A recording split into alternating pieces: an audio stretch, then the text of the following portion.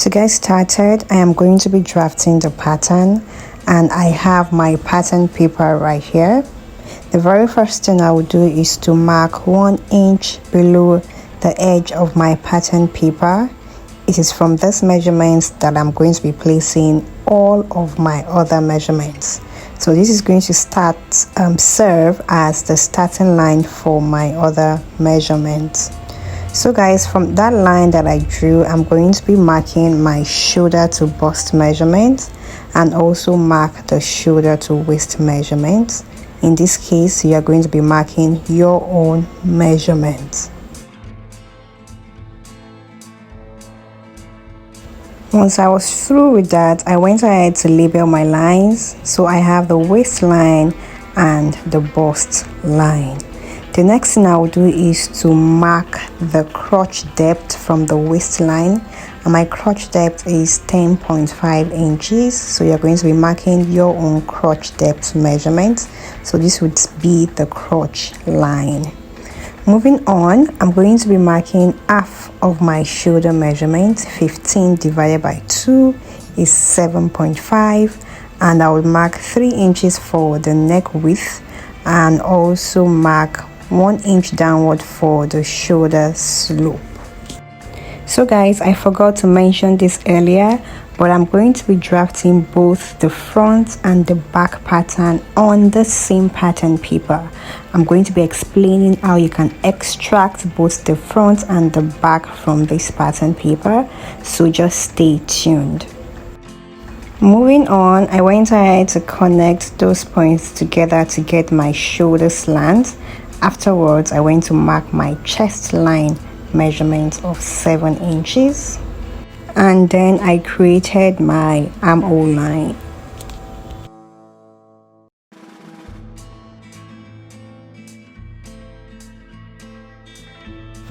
It is time to place my vertical measurement. On the chest line, I'm going to be placing 1/4 of my bust measurement. On the waistline, I'm going to be placing 1/4 of my waist measurements. There is no dart allowance here. And then I'm going to be connecting the points together using my pattern master.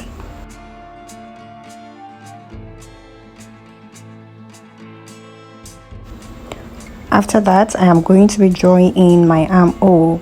So this armhole I'm drawing is for the front. This pattern I'm working on is strictly for the front. Later on, we're going to be modifying this for the back too. So I'm just going over to draw the front armhole, and then I'm going to be marking 3 inches downward for the neck depth for the front too. Now you can alter this neck depth to your desired measurement, but for this is what I'm going to be working with. I'm through with that, and it is now time to work on the crotch area. Now the first thing I'll do is to mark a line that is 5 inches below the waistline.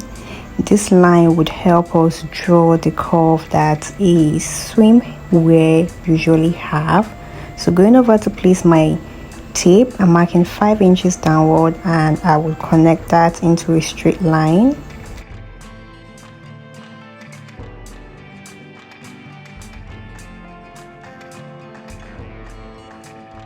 So guys, I decided to use a dotted line instead, but you can still use a straight line. On that line, I am going to be marking 1/4 of my hip measurement. So going over, I'm just placing 1/4 of my hip measurement right there, and then I'm going to be connecting from the waistline to that point that I marked. The next thing I did was to mark 1 inch below the crotch line, and I marked this in order to gain extra ease because you don't want your crotch area to be uncomfortable. Marking 1 inch below, I'll connect the points together.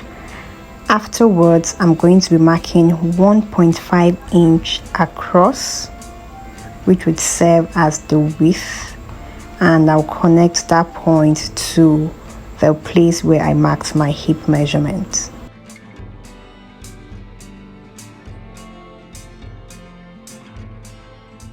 Guys, I am done, and here is what the pattern is going to look like for the front.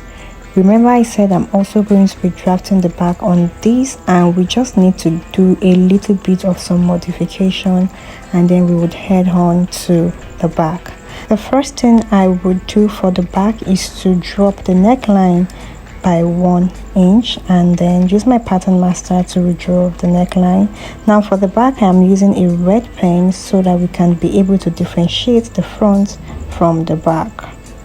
Also, the next thing I will do is to redraw the armhole, just like our basic bodice pattern. The back armhole is not as deep as the front, so that is what I'm going ahead to do.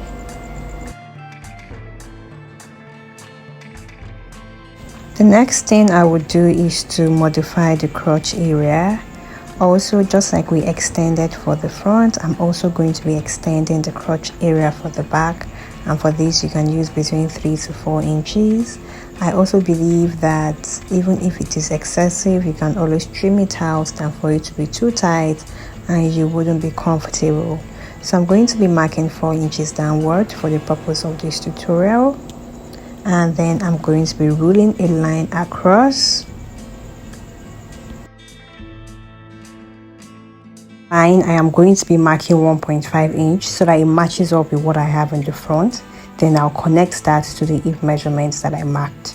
The curve for the back is going to be slightly wider than that of the front, and this because you have your bum at the back and you want sufficient fabric to be able to cover the bum.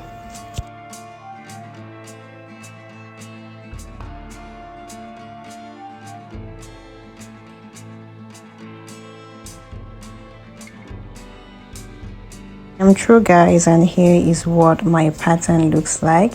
So what I'll do is to trim this out and then show us how you can use this to cut out both the front and the back. This is what my pattern looks like after cutting out. Now you would want to cut out your back first of all, because you still have your neckline, your armhole and the crotch area. Once you're done with that, you will trim off the neckline, trim off the armhole, trim off the crotch area, and then you have just your front pattern. So this is how you're going to be using the pattern to cut.